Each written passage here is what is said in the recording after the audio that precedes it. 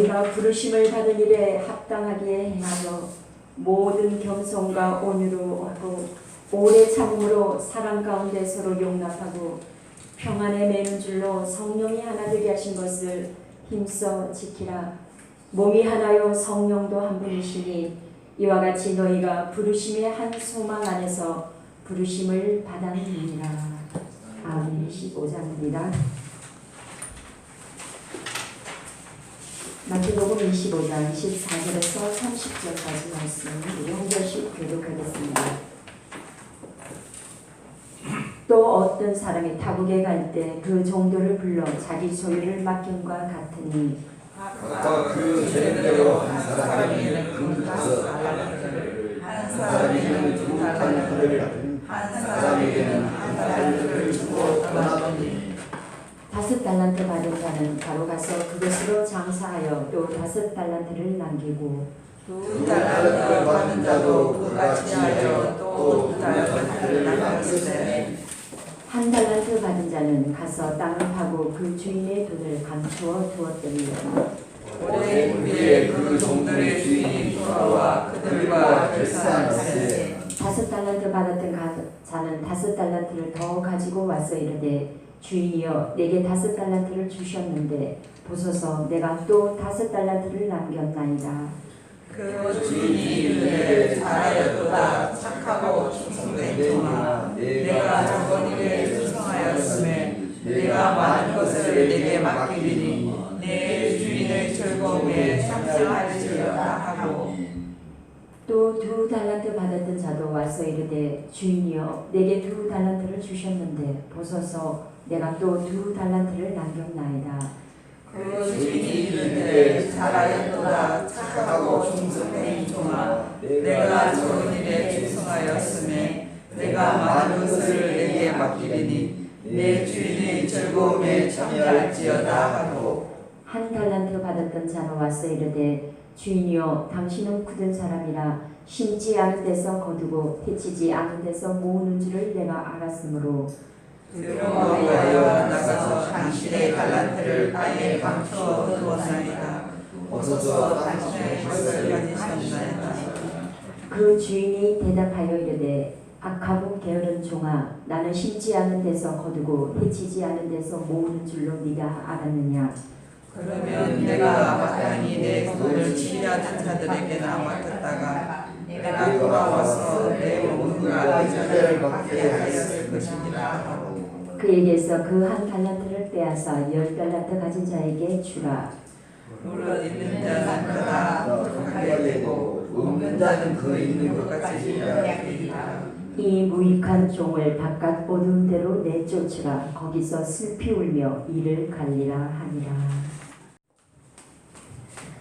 오늘도 살아 역사하시는 하나님 아버지 감사드립니다. 우리가 이렇게 살아도 한평생 또 저렇게 살아도 한평생인데 하나님의 말씀대로 살기를 원합니다. 우리가 일생 다 마치고 주님 앞에 섰을 때 잘하였도다 착하고 충성된 종아 라고 주님의 칭찬을 받는 저희가 다 되기를 주님의 이름으로 소원하고 바랍니다.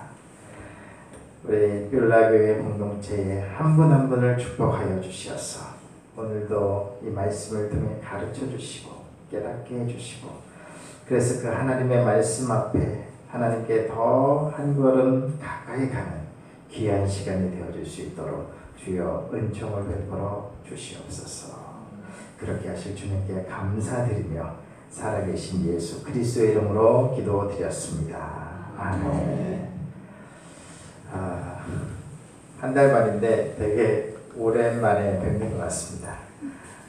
이제 마지막 기말고사 시리즈를 이제 계속해서 살펴보고 있는데 아마 이제 다음번이 되면 이제 마무리가 될 것 같아요. 이제 막판에 달려가고 있는데 한번 복습을 한번 해보면 마지막 기말고사 첫 번째 비유가 우리 이제 등불의 비유, 이제 지혜로운 5처녀, 슬기로운 5처녀와 미련한 5처녀에 대한 이야기를 했었죠. 그래서 등불이 켜져 있느냐라는 것이 시험 문제다라고 말씀을 드렸습니다.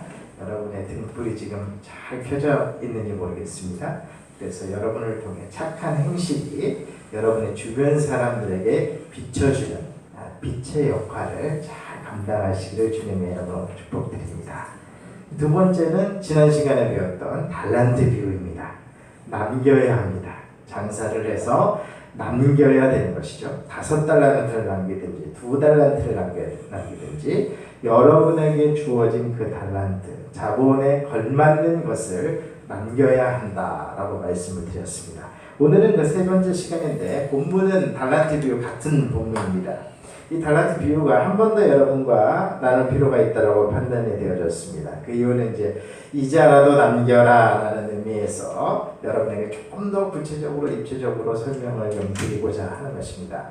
오늘 말씀은 이제 약간 옴니버스식으로 세 가지를 여러분에게 말씀을 드릴 텐데요. 첫 번째 두 가지는 조금 짧게, 마지막 세 번째는 비교적 중심적으로 여러분에게 나눠보자 하는데, 첫 번째는 우리가 지난 시간에 잠깐 여러분에게 말씀을 드렸습니다만은 장사를 해서 남겨야 된다고 여러분에게 말씀을 드렸는데, 남기는 것이 기말고사 문제 아닙니까? 그러면 뭐가 남아야 되는 것이죠. 우리 인생을 살아가면서 뭐가 남겨져야 되는 것인데 무엇을 남길 수 있느냐에 대한 질문을 해야 합니다. 두 번째 주제와 연관이 되어져 있는데요. 우리가 생각을 하지 않게 되면 그 자체가 게으른 것입니다. 이왕 얘기가 나왔으니까 두 번째 주제를 여러분에게 먼저 나누는 게 좋을 것 같아요. 주님이 책망을 하시잖아요. 악하고 게으른 종아라고 책망을 하시잖아요. 물론 남기지 않았기 때문에, 최종적으로는 남기지 못했기 때문에, 혹은 남기지 않았기 때문에 게으른 종인 건 당연한 것입니다. 그런데 우리가 남기려면 그 선행해야 될 일이 있어요. 뭔가 남겨야 되겠는데 무엇을 남길까에 대한 고민을 해야 합니다. 다시 말해서 우리는 우리 인생에 대해서 질문을 해야 합니다. 주님이 기말고사로 뭘 남기라라고 지금 하고 있는데 뭘 남기라는 얘기는 하진 않으셨어요. 이 본문에서. 그냥 남겨야 된다라고 얘기를 하고 있는데, 그럼 나는 남기고 있는가? 나는 남길 수 있겠는가? 나에게 주어진 것은 얼마만큼의 자본인가? 그러면 그것이 결국 재능과 연관이 되어지는 걸로 보여지는데, 내가 무엇인가 남기려면 나의 무슨 재능을 사용해야 되는 것인가? 질문을 해야 합니다. 왜냐하면 질문하지 않고서 우리가 몰라요. 한번 생각해 보십시오. 여러분의 재능은 무엇일까요? 여러분의 재능을 가지고 무엇을 남길 수 있을까요? 이게 결코 쉬운 질문이 아닌 것입니다. 그러니 우리가 만약에 이 질문에 대한 지금 현재 답을 못하고 있다면 우리는 지금까지 이 질문에 대한 물음을 하지 않은 것이다. 그렇기 때문에 우리는 지금 만약에 심판대에 서서 너 네 재능이 뭔지 이해를 했느냐, 네 재능에 의거해서 내가 준 너의 그 자본을 잘 활용해서, 그것이 시간이라는 자본이 됐든 열정이라는 자본이 됐든 실제로 돈이라는 자본에 있던 모든 것을 다 사용을 해서 뭔가를 남겼느냐라고 물으셨을 때 그런 걸 했었어야 돼요 라고 답을 한다면 주님은 우리를 게으른 종이라고 평가할 수밖에 없다는 것입니다. 그렇기 때문에 우리는 질문을 해야 합니다. 여러분의 인생에 무엇을 남겨야 되는지, 혹은 어떻게 남겨야 되는지, 나의 이 남김을 위해서 주님이 이제 소위 인헤리턴스, 타고난 무엇인가로 주신 재능이 무엇인지 그것을 물어야 하는 것입니다. 묻지 않는 것은 게으른 것입니다. 그래서 신학자 중에 한 분이 이런 설명을 했어요. 게으름은 원죄에 해당된다라고 설명을 했습니다. 거의 99.9% 정도 동의를 하고 있어요. 왜 게으름이 원죄일까요? 선악과를 한번 생각해 보시기 바랍니다. 하나님께서 어느 주만을 창조하시고 에덴 동산을 만드신 후에 아담과 하와를 창조하셔서 그 에덴 동산에 두셨어요. 너 여기 있는 거 모든 것을 다 누려도 된다. 근데 동산 중앙에 나무가 있는데, 선악을 알게 하는 나무가 있는데, 이 나무의 열매는 절대 먹으면 안 된다. 먹으면 네가 죽는다. 반드시 죽는다. 라고 말씀을 하셨어요. 이해가 잘 되시나요? 왜 그랬는지? 이해가 잘 되시면 그거는 비정상이십니다. 그리고 우리가 천재라고 하죠. 그냥 딱 봤는데 이해가 됐어요. 그러면 그거는 천재이셔요. 왜냐면 지금 수천 년 동안 기독교 역사가 이제 흘러가면서 왜 하나님께 선악과를 만드셨는지 연구를 해보고 쉽지가 않아요. 답이 쉽지가 않은데 아담도 있고 하와도 있었습니다. 물론 선악을 알게 하는 나무의 열매를 먹지 말라고 명령을 주신 것은 아담에게 주셨어요. 그리고 너는 여기 에덴 동산을 지켜라, 하와를 그래서 지켜라 했습니다. 그러니까 사실은 하와는 이 명령이 어떤 의미인지 어떤 뉘앙스로 전달이 됐는지 잘 몰랐을 수도 있어요. 야, 먹지 마, 힘들어, 이 정도 얘기를 한 건지, 너 먹으면 죽는다. 근데 우리 엄마들도 좀 미안해, 죽는다는 얘기 자주 쓰지 않습니까? 너 말 안 들으면 죽어, 뭐 이런 식으로 이제 자주 쓰잖아요. 그러니까 죽는다는 말이 지금 저게 진짜 진지한 얘기인지 아닌지 아담은 들었으니까 알지만 하와는 사실 잘 몰라요. 그러니까 사실은 그 뉘앙스를 정확하게 아담이 전달을 했어야 돼요. 그게 첫 번째 사명인데 아담이 그거를 잘 못한 거죠, 사실. 그러니까 첫 번째 이제 가장의 제사장적인 역할을 제대로 못한 거예요. 야, 그거 먹지 말래, 죽는다. 그 정도 전달했는지 어쨌는지 뱀이 와서 그렇게 유혹을 하니까 하와가 넘어갔어요. 딱 보니까 먹음직도 하고 보음직도 하고 지혜롭게 할 만큼 탐스럽기도 했다는 거죠. 되게 유혹적이었다는 것입니다. 그때 어떻게 됐었냐면 물었어야 된다는 겁니다. 하나님, 저게 보기도 되게 멋있고 먹고도 싶고 지혜롭게도 해줄 것 같은데 도대체 왜 저걸 먹지 말라는 거예요? 라고 물었어야 된다는 것입니다. 그런데 묻지 않았기 때문에 그것이 원죄라는 것입니다. 그런데 이 말이 되게 쉬운 말 같지만 사실 우리의 인생에도 똑같아요. 우리의 인생에 다양한 형태의 선악과가 있습니다. 어떤 사람은 인생을 어렵게 살아온 사람은 시련이라는 선악과가 있어요. 되게 인생에 너무 시련이 많았어요. 이게 뭐야? 왜 나만 이렇게 고생을 해?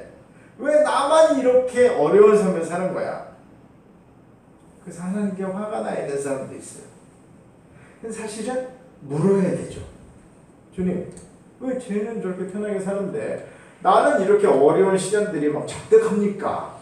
라고 물어야 되는 것이죠. 그 물음에 대한 답을 찾아야 되는 것이요. 마찬가지로 우리 인생에 주님이 마지막 기록으로 남겨야 된다라고 지금 얘기를 하고 있는데 여러분이 혹시 잊어버리실까봐, 여러분이 혹시 성경을 읽어도 잘 못 깨달고 지나칠까봐 2019년 8월 17일인가요? 17일 박정호 목사를 또 세워가지고 이제 지겨울 정도로 남겨야 된다는 얘기를 한 번 더 하면서 이자라도 남겨야 된다라는 약간 까리한 주제를 가지고 여러분에게 다시 한번 강조함으로 말미암아서 절대로 여러분에게 저 몰라서 못 남겼네요 라고 핑계를 대지 못하도록 지금 강력하게 여러분에게 막 용담 폭격처럼 지금 남겨야 된다라고 지금 강조를 하고 있지 않습니까? 그러니까 남겨야 되는구나 라는 자각이 생겨난다면 그 다음에 진짜 물어야 돼요. 뭘 남겨야 되는지, 어떻게 남겨야 되는지, 무엇을 사용해서 남겨야 되는지를 물어야 한다는 것입니다. 물어서 답을 찾아도 되고 못 찾아도 되는 게 아니라 반드시 찾아야 되는 거죠. 왜냐하면 이건 마지막 기말고사 문제이기 때문에 아무도 피할 수가 없어요. 또 남겼냐? 뭘 남겼어야 되죠? 잘 모르겠는데요 하면은 큰일 나는 거예요. 남겼냐고 물을 필요도 없어요. 지금 딱 가서 이걸 남겼습니다 해야 되는 거죠. 지금 이 두 사람 5달란트 남긴 사람도 딱 가자마자 그냥 저 5달란트 남겼습니다 하고 가잖아요. 2달란트 남긴 사람 딱 가자마자 2달란트 남겼습니다 하고 가잖아요. 그러니까 너 남겼냐라고 물을 필요도 없는 것이죠. 그럴 정도로 여러분의 인생에 진지하게 여러분이 물어보셔야 됩니다. 남겼느냐? 뭘 남길 거냐? 어떻게 남길 거냐? 내가 남기기 위해서 사용해야 될 나의 재능은 무엇인가? 꼭 물어야 됩니다. 누구에게 물어야 됩니까? 하나님께 물어야 됩니다. 요즘은 제가 그 성교단생에서 드라마 하기가 되게 조심스러운데요. 왜냐하면은 드라마를 요즘 잘 안 보시더라고요. 옛날에는 드라마를 많이 보셨는데 요즘 잘 안 보시더라고요. 공감대는 형상하라고 드라마 얘기를 했는데 가끔씩 이렇게 썰렁해지는 때가 있어요. 나만 보고 있더라고요. 목사인 나만 드라마를 보고 있는 것 같아가지고 요즘 드라마를 보시면은 뭐 악마 얘기도 나오고 뭐 귀신 얘기도 나오고 하잖아요. 이 결국 인생이 사후세계에 대한 관심이 그렇게 많은 거예요. 역시 공감대가 없으신 것 같아요. 그렇죠? 악마에 대한 얘기를 소재로 해가지고 그게 주제인지 소재인지도 이제 모르겠는데 나오잖아요. 영혼까지 팔아서라도 뭐 좀 잘 되고 싶어 하잖아요. 여러분이 영혼까지 팔아서 남길 필요는 없어요. 그렇게 하면 안 되지만 어쨌든 남겨야 되는 거에 대한 강렬한 열정과 열망을 가져야 되죠. 왜냐면 그게 마지막 기말고사니까. 인생이 이 세상에서 잘 되려고 하기 위해서 갖는 그런 의미가 아니라 여러분이 마지막 기말고사에서 하나님 앞에 잘했다 착하고 충성된 종아라는 이야기를 들을 수 있는 여러분이 되기 위해서는 질문을 해야 한다는 것입니다. 그러니까 자기 자신에게 질문하기가 조금 거시기 하시면 서로에게 질문을 하세요. 히브리서에 보면 이런 말씀이 있습니다. 서로 돌아보아 사랑과 선행을 격려하며 이런 단어가 있어요. 아주 우리나라 말에는 평화롭게 쓰여 있잖아요. 사랑과 선행을 격려해라.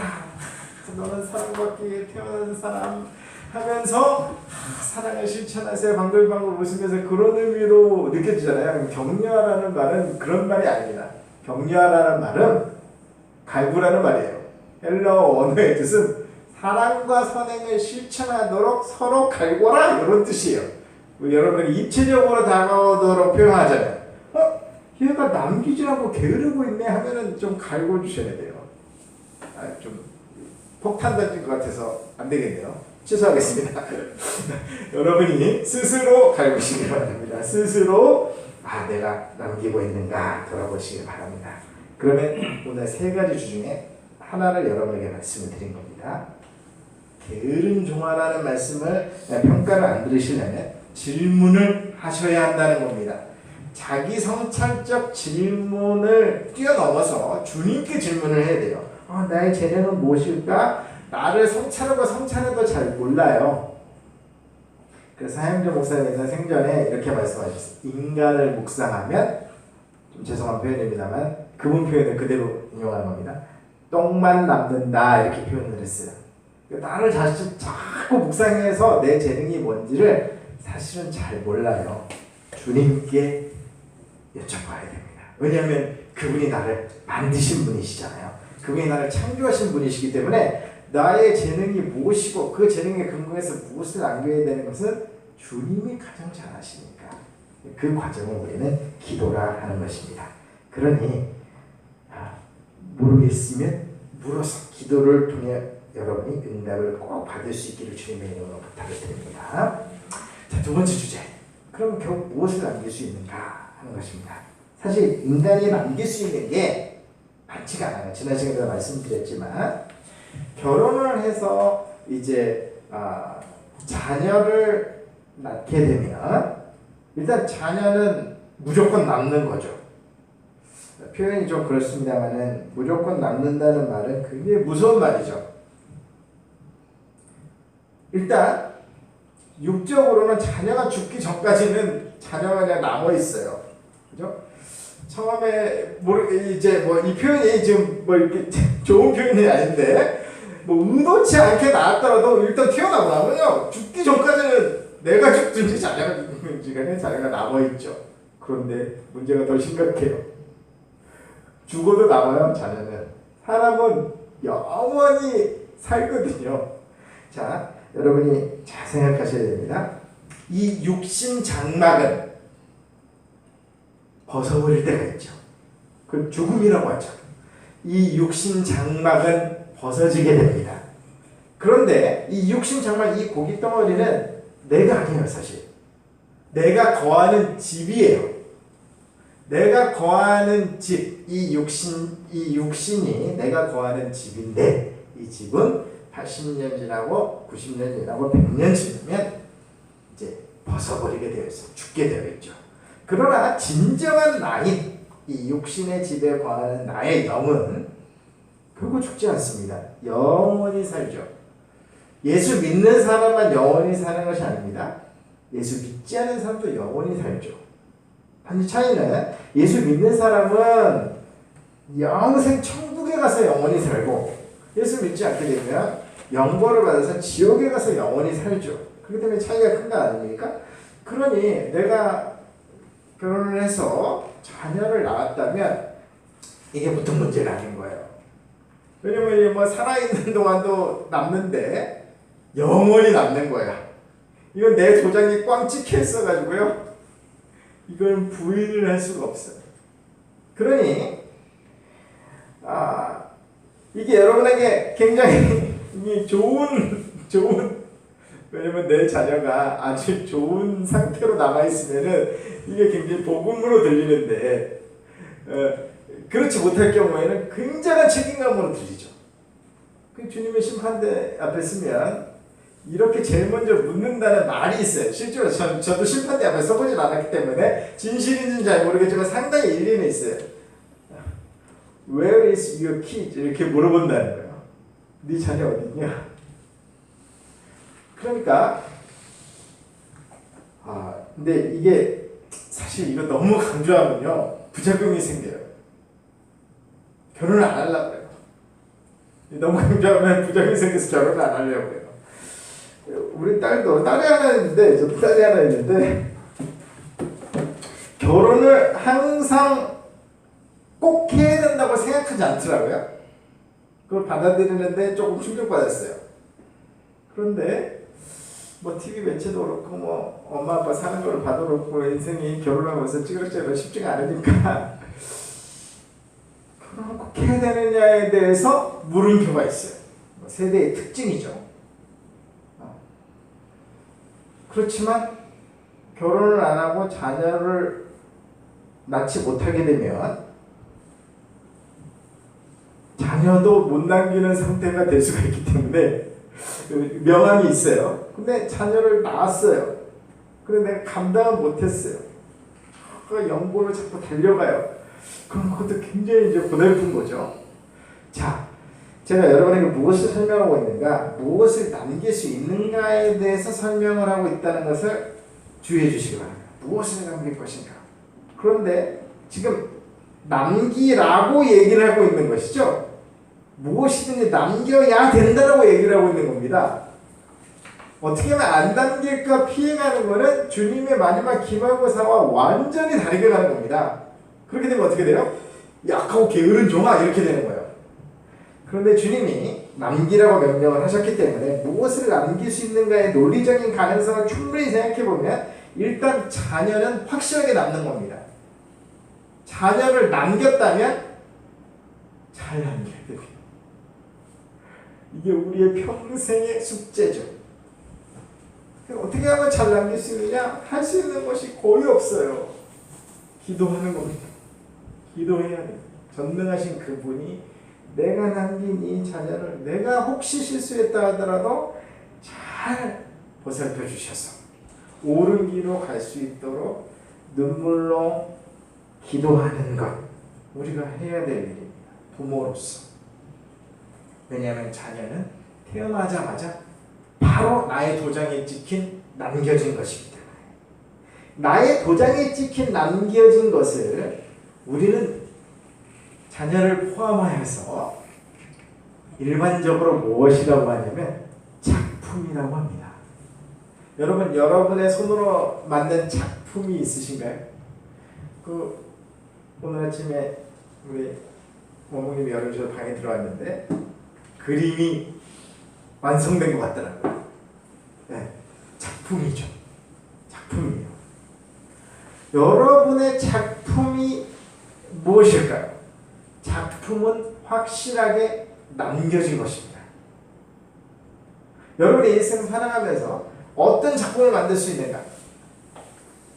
작품을 아무리 생각해도 내가 소설을 쓰지도 못하겠고 그림도 못 남기겠고 음원을 남기지도 못하겠고 작품을 아무리 생각해도 못 남기겠어요. 이 표현이 적절한지 모르겠습니다만 자녀는 걸작품이죠. 자녀는 우리 인생 일대에 남길 수 있는 최고의 걸작품이죠. 가능하면 남길 수 있기를, 좋게 남길 수 있기를 주님의 이름으로 부탁을 드립니다. 자, 그럼 연결을 해드릴게요. 자녀를 남길 수가 있고 작품을 남길 수 있다 했습니다. 그럼 결국 생각해보니까 자녀를 남길 수 있고 작품을 남길 수 있다 하는 것은 조금 넓은 의미로 생각한다면 사람을 남길 수 있다라는 말로 연결되어 줄 수 있습니다. 자, 작품은 왜 작품입니까? 작품은 왜 작품일까요? 그림을 멋있게 그려서 전시를 했는데 나만 보고 좋으면은 막 위대한 작품일까요? 웬만하면 여러 사람이 보고 아름답다 해야 위대한 작품이 아니겠습니까? 결국 타인에게 영향을 많이 줄수록 위대한 작품 혹은 걸작품이라는 표현을 하게 되죠. 다시 말해서 내가 내 능력과 내 재능을 가지고 어떤 작품을 만들었을 때 그 작품이 위대한 것은 무엇이냐면 결국 사람에게 영향을 끼치기 때문에 위대한 것이죠.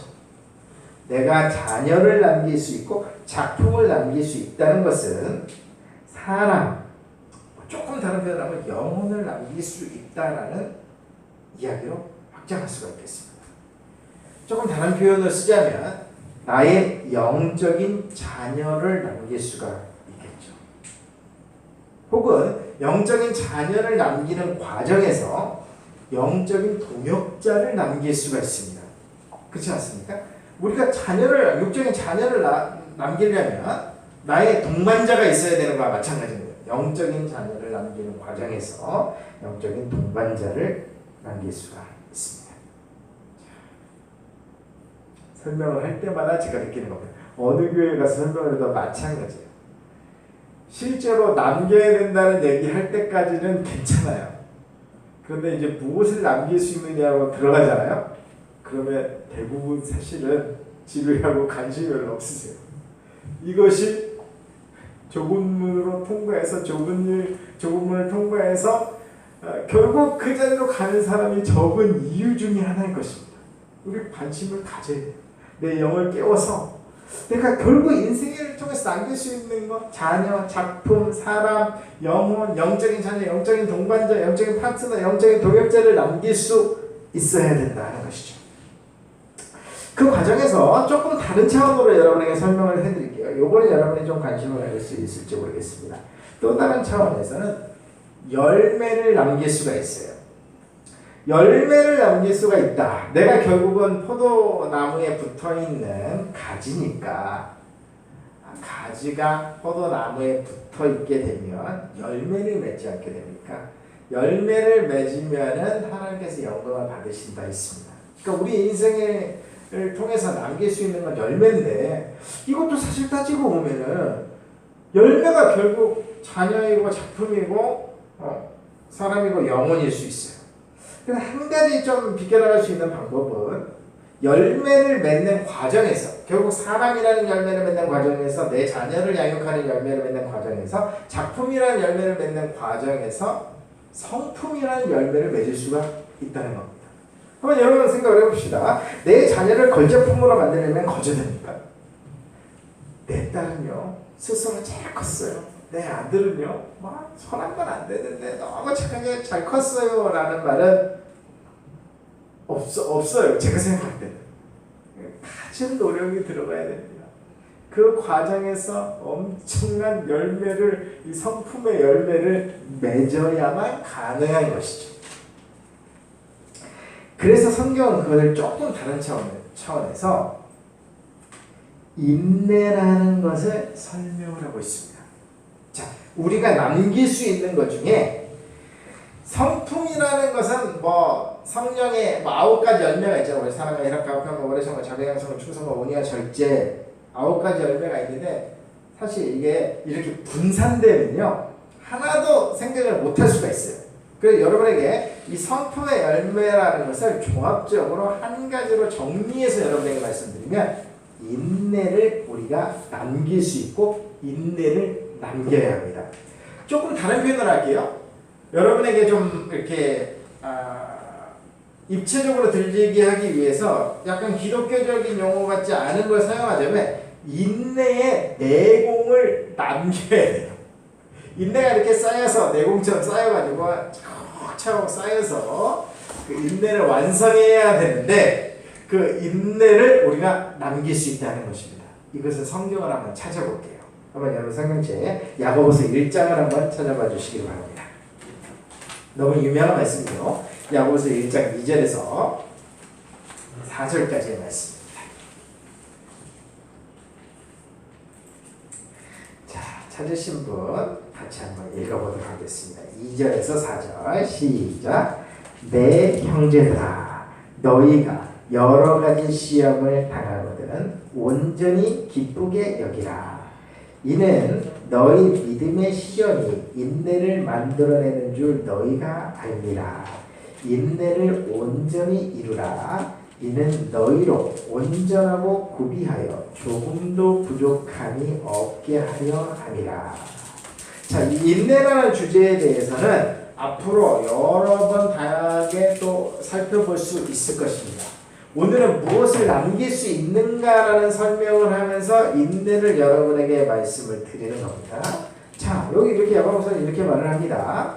네, 형제들아 여러 가지 시험 만나거든 여러 가지 어려움을 만나거든 온전히 기쁘게 여겨라. 그것은 이 시련을 통해서만 이 어려움을 통해서만이 네가 남길 수 있는 것이 있는데 완성시킬 수 있는 것이 있는데 그건 인내라는 것이다. 인내는 거저 오는 것이 아니고 인내는 그냥 뚝 떨어지는 것이 아니고 인내는 반드시 시련을 통과해야만 조금씩 쌓이는 것이다. 그런데 하나님의 우리 인생을 향한 최종적인 그림이 무엇이냐면 인내가 조금 쌓이고 조금 쌓이고 조금 쌓여서 인내를 완성시켜서 온전하게 이루는 것 그게 하나님의 구원 계획의 가장 최종적인 목표다라고 이야기를 하는 것입니다. 자, 하나님의 구원 계획의 가장 최종적인 목표가 인내를 완성하는 것이라면 마지막 기말고사와 반드시 연결이 되어 있겠죠. 그러니까 우리가 남길 수 있는 것 중에 가장 중요한 것 중에 하나가 인내라는 것입니다. 그러면 연결을 하자면 자녀를 키우면서 결국 우리는 인내하는 거예요. 작품을 한번 남겨보신 적이 있는지 모르겠어요? 작품을 남기려면 그 인고의 세월을 지내야 돼요. 그림 한 점을 저는 그림은 완전히 문외한입니다만은 보는 건 좋아하는데 그리지를 못해요. 그림을 그리려면 어떻게 됩니까? 정성을 다해야 되잖아요. 인내해야 합니다. 악기도 마찬가지로 악기 연주 실력이 늘어나려면 인내하면서 연습을 계속 해야 되죠. 하다못해 학점을 A+ 만지려고 해도 학위를 받으려고 해도 그 과정 속에 인내를 해야 합니다. 결국 인내를 남길 수 있다는 겁니다. 자, 이 얘기를 드리면 조금 여러분이 나아지시더라고요. 왜냐하면 사람 남겨야 된다, 영혼을 남겨야 된다, 전도하는 얘기랑 연결이 직관적으로 되잖아요. 그러니까 이거는 좀 멀리 있는 얘기처럼 들리는데 인내를 온전히 이루라는 건 모두에게 해당될 수 있다라고 생각하기 때문에 여러분이 이거는 조금 더 쉽게 받아들이시는 것 같아요. 그러나 도달하기는 이것도 만만치가 않습니다. 결국 인내를 완성하려면 혼자서 안 돼요. 돌을 닦아서 인내의 완성에 도달되는 것이 아니라 사람을 남기면서 인내의 완성에 도달하는 것입니다. 그래서 제가 느낄 때는 인내의 완성이 적어도 한국에서는 어머니들이 조금 더 잘하시는 것 같아요. 자녀를 남기는 과정에서 여러분들이 많은 인내를 남겼다 하는 것이죠. 여러분 인내를 남기시기 바랍니다. 자, 여러분에게 조금 이제 완전히 이 말씀과 다른 차원의 이야기처럼 들리기도 하는데 그러나 이 얘기를 좀 꼭 드려야 될 것 같아요. 시대적 흐름이라는 게 있습니다. 기독교가 막 발전할 때가 있었어요. 막 발전해서 완전히 사회를 이끌어가는 시대를 크리스텐돔이라고 해요. 크리스텐돔. 그러니까 기독교가 통치를 하는 이제 뭐 나라의 상태를 크리스텐돔이라고 하는데 우리나라는 크리스텐돔을 이루어 본 적은 사실 없어요. 가장 뭐 유사 크리스텐돔이라고 하면은 어떻게 보면 박정희 시대일 수가 있는데 물론 이제 대한민국의 건국 이승만 대통령님이 훌륭한 크리스천이겠죠. 그렇지만 크리스텐도 다시 말해 기독교 가치에 의해서 대한민국이 다스려지는 상태까지 대한민국은 한 번도 도달하지는 못했어요. 그러나 기독교가 매우 융성했던 시절이 있었죠. 매우 융성했던 시절에서는 사람을 남겨야 된다는 말이 되게 마음에 와닿았어요. 가서 전도하면 사람들이 교회 왔어요. 예수 믿었어요. 그런데 이제 기독교가 꺾여서 이제 사양길로 내려가잖아요. 대한민국의 기독교가. 모든 신학자들의 공통적으로 얘기하면 앞으로 대한민국의 크리스텐덤이 올 가능성이 있는가에 대해서 없다라고 판단을 하고 있어요. 그러니까 이제 한번 정점을 찍고 내려왔기 때문에 모르겠습니다. 하나님께서 역사하신 분 될 수도 있죠. 될 수도 있는데 현실적으로 되게 어려운 것은 사실이에요. 그러면 크리스텐덤이 아닐 때는 우리가 어떻게 행동을 해야 되느냐? 성경에서도 크리스텐덤이 된 시대에 쓰여진 성경이 있고요. 크리스텐덤이 아닌 시절에 쓰여진 성경이 있는데 예를 들면 대표적으로 크리스텐덤이 아닌 시절에 쓰여진 성경 뭐가 있을까요? 포로되고 박해되고 이럴 때 쓰여진 성경. 신약 성경의 대표적으로 야고보서예요. 그러니까 기독교가 왕성하게 발전하지 않는 시대의 흐름 속에서는 야고보서의 말씀이 다가오게 되어 있는데 왜냐하면 우리가 시련을 받는 시대로 접어들었거든요. 옛날에는 교회 다니고 예수님 믿는다고 하면 환영받는 시대였지만 이제 교회 다니고 예수님 믿는다고 하면 환영을 잘 못 받죠. 환영을 잘 못 받습니다. 실질적으로 그렇습니다. 우리 여기 서울에서 직장생활하는 분도 계시고 하지만 현장에서 여러분이 느끼실 거예요. 그러니까 그 자체 크리스찬이라는 그 자체가 이제 시련을 당하는 단계로 접어들었기 때문에 우리는 예를 들면 구약성경의 다니엘서나 신약성경의 야고보서 말씀이 마음에 다가오는 거죠. 사실은 결국은 다 남겨야 되는 게 맞아요. 인내를 해서 사람을 남겨야 되는 것이 맞기는 맞거든요. 그런데 사람을 남기라고 이제 도전하면 이제 아예 포기해버리니까 인내라도 남겨야 돼요. 근데 인내를 남기는 과정은 절대적으로 사람과 함께 인내가 만들어진다는 것입니다. 여러분이 그런 얘기 하지 않습니까? 아무리 나이 많이 먹어도 결혼을 한 사람과 결혼을 하지 않는 사람은 성숙도가 다르다고 하잖아요. 그거 왜 그렇습니까? 결혼을 하면은 두 사람이 부딪히면서 그걸 견뎌내고 인내를 하는 내용이 쌓이는데 그냥 혼자 사는 사람들은 덜 그렇잖아요. 근데 이게 또 말을 조심스럽게 해야 되죠. 혼자 사는 사람 중에서도 되게 성숙한 사람도 있을 수 있어요. 제가 말하는 핵심은 인내의 내공을 이루어서 남겨야 되는 게 포인트다 하는 것입니다. 내가 부르심적으로 혼자 사는 것이 부르심이다 한다면 실제적으로 지금 혼자 사는 것이다 한다면 나는 혼자 사는 것으로 감수할 수 있는 인내의 내공을 길러야 된다 하는 것입니다. 정리해 보겠습니다. 우리가 무엇을 남길 수 있느냐? 자녀, 작품, 사람, 영혼을 남길 수 있고 인내, 열매, 성품의 열매를 남겨야 된다고 여러분에게 말씀드리고 있는 것입니다. 근데 한 가지 약간 까리한 게 있습니다. 지난 시간에도 말씀드렸습니다. 돈을 남길 수 있느냐? 돈을 남길 수 있느냐? 되게 중요한 주제잖아요. 돈은 남길 수도 있고 못 남길 수도 있는데 성경 한번 찾아보겠습니다. 마태복음 6장입니다. 마태복음 6장 19절과 20절 두 절 말씀 한번 들어보세요. 마태복음 6장 19절 20절.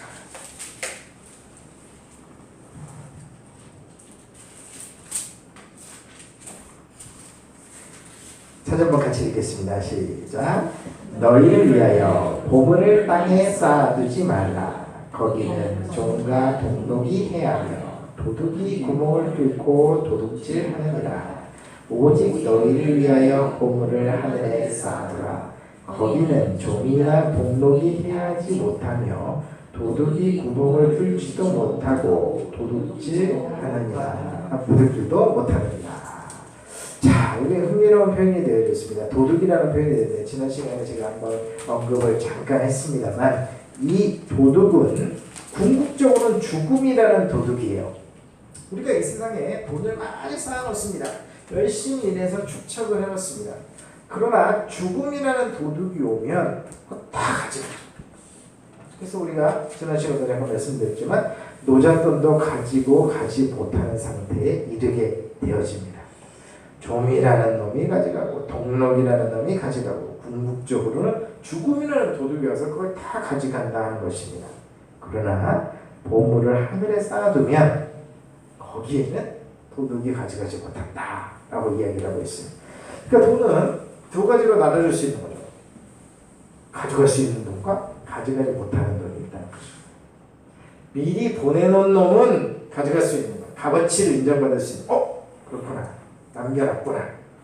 그렇지만 미리 보내놓지 못한 돈은 도둑이 와서 다 가져가기 때문에, 죽음이라는 도둑이 와서 다 가져가기 때문에 아무것도 남아지지 않는다 하는 것입니다. 그러면 돈을 어떻게 하면 하늘에 쌓아둘 수 있느냐?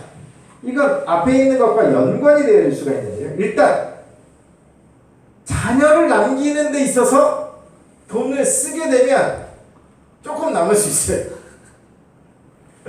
근데 내 자녀를 좋게 남기는데 돈을 안 쓸 수 있겠느냐? 안 쓰는 분도 있으시더라고요. 진짜 잘 보면은 자녀를 위해도 안 쓰시더라고요. 그러면 어떤 경우에는 돈을 많이 써서 자녀를 못 남기기도 하잖아요. 돈으로 얘를 망가뜨릴 수도 있어요. 그런데 얘를 올바른 길로 인도하는 일을 위해서 돈을 적절하게 사용했다면 돈은 하늘에 쌓일 수 있습니다. 그런데 내 자식 남기는 일이야 이기적인 이유로도 그렇게 할 수가 있으니까 작품을 남기는 일을 위해 돈을 썼다면, 근데 그 작품이 선한 영향을 끼쳐서 많은 사람을 옳은 대로 인도할 수 있도록 도왔다면 돈을 하늘에 쌓을 수 있어요. 간접적인 것을 이야기하는 겁니다. 이 간접적인 건 모두 이자에 해당되는 것이에요. 사실 따지고 보면. 그런데 영혼을 직접적으로 남기는 일에 돈을 썼다면 이거는 직접적으로 남겨지는 일입니다. 자, 한번 점검해보죠. 10년 전 통계로 한 사람의 영혼이 예수님께로 돌아오는데 그 사람에게 얼마나 돈을 쓰면 그 사람이 예수님께로 돌아올 수 있느냐를 누가 통계를 했어요. 어떻게 통계를 했는지 저는 모르겠어요. 그때 당시에 20 얼마였어요. 10년 전에. 10년 전에. 요즘은 얼마일까를 생각해 봅니다. 요즘은 200만 원으로도 안 될 것 같은데요. 어떨까요? 안 될 것 같아요. 그리고 한 영혼에게 집중적으로 기도를 해서 그 영혼이 교회에 나오는 데까지 걸리는 시간을 1년 잡았어요. 1년. 1년 기도하면 진짜 예수님 믿고 다 교회 나왔냐 이런 얘기는 아니고, 대체적으로 영적으로 사람을 남기는 일에 전문적으로 연구하시는 분들이 어떤 방법으로 연구를 했는지 잘 모르겠지만 연구를 했더니 한 사람에게 적어도 한 20 얼마 정도를 투자하고 1년 정도 집중적으로 그 영혼을 위해 기도하면 대체적으로 영혼이 돌아온다는 연구 결과를 냈어요. 근데 오늘날을 생각해보면 안 될 것 같아요. 제가 볼 때 10배를 써도 힘들어요. 기간은 10년도 어려울 수 있을 것 같아요. 왜냐면 시대가 지금 흐름이 달라졌기 때문에 그런 것이죠. 그렇지만 영혼을 남기는 일을 위해서 돈을 썼다면, 투자했다면 그거는 하늘에 남겨지는 것입니다. 여러분이 남길 수 있는 또 다른 카테고리를 지금 여러분에게 말씀을 드리시는 거예요. 그 흥미로운 생각을 또 했어요. 추억은 남길 수 있을까요? 우리가 남는 거는 사진밖에 없다 이런 얘기를 하잖아요. 추억은 남길 수 있을까? 영혼을 남기는 일을 위한 추억이라면 남을 수 있겠죠. 우리 여기 이제 북도를 오가면은 이제 그 해외에서 선교 활동하면서 찍은 사진들은 그러한 것들을 기념하는 것 아니겠습니까? 그리고 마지막으로 생각해 볼 수 있는 거 하나는 이름을 남길 수 있느냐라는 부분에 있어서 성경은 비교적 긍정적으로 표현을 하고 있어요. 돈보다는 이름을 남기라는 뉘앙스로 자문의 말씀이 있어요. 그것은 돈을 잘못 써서 이름을 추락시키지 말라는 의미가 핵심이니까 내 이름이, 크리스찬이라는 내 이름이 돈을 추구함으로 해서 이름이, 명성이 추락을 하게 되면, 명성이라는 이름이 좀 요즘 안 좋게 들리지 않습니까?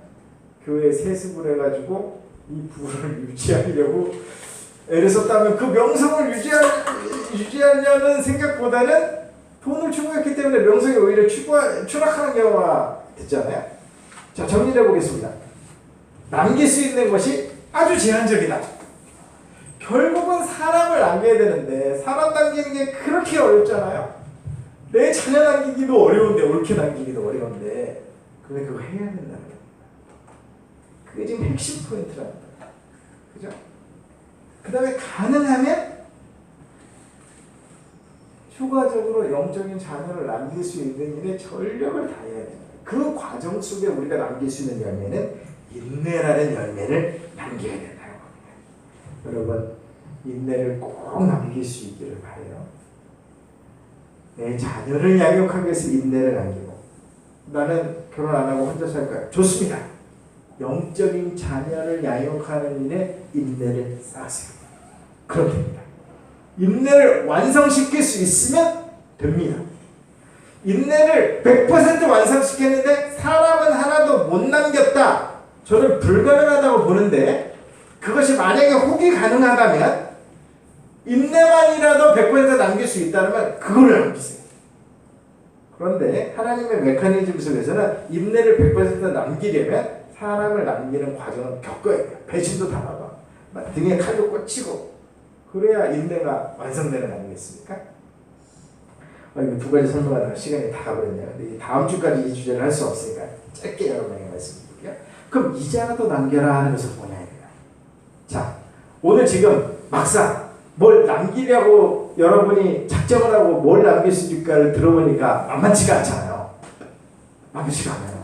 인내, 내 몸을 이루는 것도 만만치가 않고, 내 자녀 옳게 인도하는 거는 만만치가 않고, 내 자녀 아니라 지금 추가적으로 더 남기려면 진짜 만만치가 않은데, 그럼 어떡하란 말이냐. 이자라도 남겨야 되는데 이자 남기려면 어떻게 되냐. 이거 잘하는 사람에게 박수를 쳐줘야 돼. 자녀를 잘 양육하는 사람에게 박수를 쳐야 돼. 이거는 여러분 그냥 이렇게 행위를 얘기하는 게 아니라 실질적으로 나도 정말 자녀를 잘 양육하고 싶은데, 자녀 얘기가 자꾸 하니까 그러냐? 나도 진짜 사람을 남기고 싶은데, 내가 한 사람이라도 나를 통해서 예수님을 믿는 사람을 남기고 싶다. 정말 한 사람이라도 내 가장 친한 친구, 내 가장 소중한 후배, 누구일 수 있잖아요. 그 사람을 정말 남기고 싶다 하는 과정 속에서 기도하는데 5년이 지나도 안 남겨지고 10년이 지나도 안 남겨져요. 그런데 어떤 사람을 보니까 1년에도 막 몇 명씩 남기는 것 같아요. 그럼 박수 쳐드려요. 진짜 박수 쳐드려요. 나도 저렇게 하고 싶은데 저 사람 어떻게 저렇게 잘할까 하면서 막 박수 쳐드려야 돼요. 이자라는 게 뭐예요? 이자는 우리가 은행에다 돈을 남기면 그 돈을 장사 잘하는 사람한테 맡겨가지고 돈을 많이 남긴 다음에 그 중에 일부를 우리에게 주는 거잖아요. 그게 이자의 개념이잖아요. 그러니까 이자라도 남기라는 건 뭐냐면 영적인 장사를 잘하는 사람을 보면서 나도 저렇게 정말 남기고 싶은데 저 사람은 진짜 잘 남기는 거야 하면서 막 박수를 쳐드려야 된다 하는 것입니다. 나도 저 사람 닮고 싶다. 저 사람처럼 하고 싶은데 나는 저렇게는 못하지만 정말 저 사람은 잘하는 사람이야 라면서 박수 쳐드려야 한다는 겁니다. 그리고 조금 더 간절해지면은 그 사람이 진짜 영혼을 잘 남길 수 있도록 어떻게 됩니까? 내가 가지고 있는 돈이라도 투자해 드려야 돼요. 그렇지 않습니까? 우리 중에 예를 들면 우리 원목님, 전도사님, 또 우리 대표님, 또 우리 원장님 영혼을 잘 남기는 누군가가 있다면 그분들이 영혼을 더 잘 남기실 수 있도록 격려해드리고 박수해드리고 기도해드리고 할 수가 있다면 내가 가진 것 중에 내 물질 드릴 수 있는 것이죠. 헌금할 수 있는 것이죠. 왜 그러냐? 정말 남기고 싶은데 내가 직접은 못하겠고 내가 능력이 부족해서 성경적인 말은 아닙니다만 내가 어떤 이유든 간에 나도 남기고는 싶은데 잘은 못하겠어요. 그러면 내 물질이라도 들여서 그거를 할 수 있다는 겁니다. 그러면 거기서 이자가 발생할 수 있는 거예요. 사실 이 이자를 발생을 시키는 방법에 대해서 얘기를 할 때는 사실 돈 얘기를 해야 되기 때문에 사실 마음이 불편할 수가 있거든요.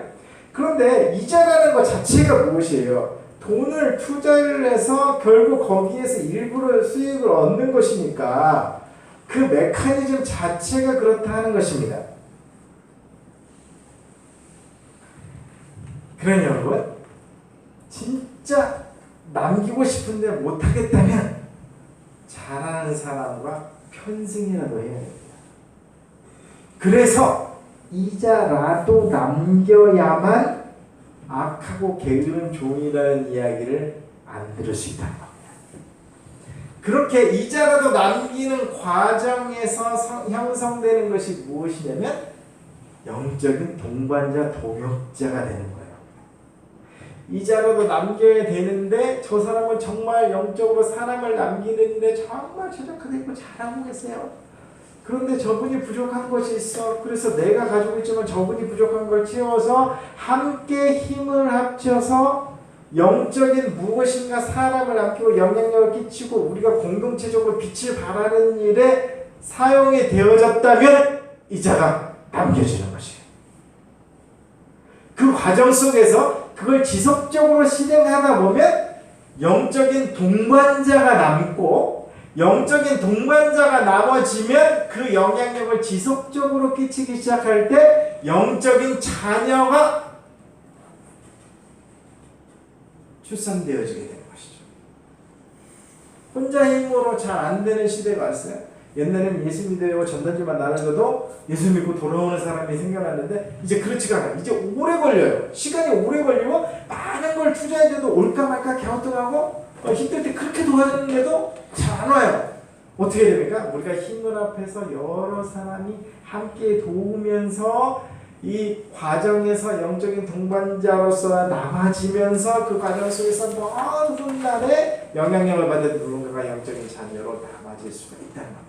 그 과정 속에 배신도 많이 당하고 이렇게 내가 투자해줬는데 이렇게 나를 힘들게 하는가 그 과정 속에서 우리는 인내라는 걸 남길 수가 있다는 것입니다. 오늘 말씀 결론 맺도록 하겠습니다. 고민하셔야 됩니다. 질문하셔야 돼요. 나는 뭘 남기고 있는가? 무엇을 남길 수 있는가? 어떻게 남겨야 되는가? 그 과정에서 나는 어떤 재능을 사용해야 되는가? 어떤 분은 요리를 잘하시면 요리를 잘하는 것을 통해서 남기는 거에 기여할 수 있다는 겁니다. 나는 전문성을 가지고 이 전문성을 통해서 많은 자본을 확보할 수 있다면 우리는 옛날보다 훨씬 더 많은 자본이 필요하기 때문에 그 자본을 남기는 일에 기여해야 돼요. 어떤 사람은 재능적으로 이 자본을 잘 굴리고 운용하여서 더 큰 자본을 만드는 데 재능이 있다면 그 일을 해야 돼요. 다 각기 재능이 다른 거예요. 어떤 사람은 모든 것을 다 포기하고 영혼을 남기는 일에만 전념하고 있다면 그분들이 그 일을 지속적으로 평화적으로 잘할 수 있도록 누군가는 전문성을 가지고 자본을 벌어서 또 자본을 운용해서 도와줘야 되고 이 콤비네이션을 통해서 영적인 동반자가 남고 그 팀을 이룬 공동체가 결국 지속하면서 빛을 발하게 되면 누군가가 돌아오는 영적인 자녀가 남아진다. 그렇게 되기를 주님의 이름으로 축복드립니다.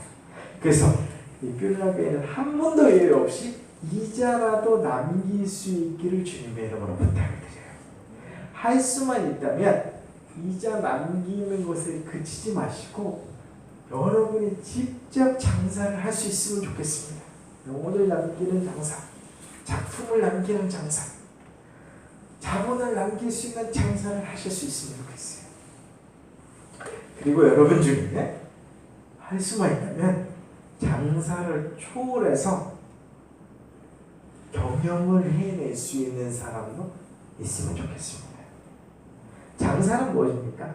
장사는 내가 직접 하는 게 장사죠. 장사는 내가 빠지면 장사가 안 돼요. 그런데 경영은 사람을 세워서 그 일을 하게 하기 때문에 더 큰 일을 할 수 있다는 것입니다. 그럼 우리 중에 누군가가 경영에, 우리 뭐 대표님을 비롯해서 경영에 재능이 있으신 분들은 그 경영을 해내시는 거죠. 그리고 그 경영의 한 요소로서 전문성을 가지고 그 일을 잘 수행해서 그 경영이 훨씬 더 잘 되도록 하는 누군가도 있을 것입니다. 또 아까도 말씀드린 영적인 일에 전념하는 우리 원목님이나 전선생님 같은 분도 계실 것입니다. 그 모든 일을 함께하고 박수 쳐주고 이 일을 위해서도 동참하겠다는 우리 모두가 합력하여서 이자라도 남기는 것을 뛰어넘어 5달란트, 2달란트 남기는 것, 그 이상 30배, 60배, 100배의 결실을 맺을 수 있는 저와 여러분들 되시길 주님의 이름으로 부탁드립니다. 기도하겠습니다.